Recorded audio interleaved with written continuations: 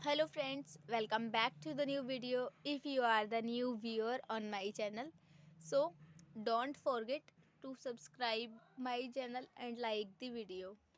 So today's video title is how to decrease icon size in Oppo phone. So let us start our video. You have to see here.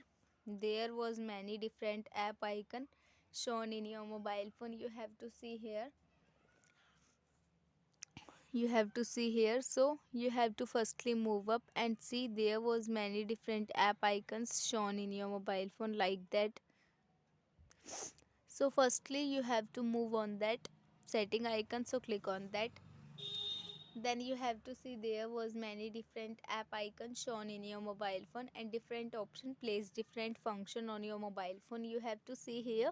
So firstly you have to move up and firstly click on the home screen and lock screen magazine option, so you have to click on that. Then you have to see here many more options, so you have to click on the firstly set icon style option, so click on that. Then you have to see here this type of icon and you have to see your icon size is very big in your mobile phone. If you want to decrease your icon size, means want to small your icon size, so you have to click on that and then click on the apply option.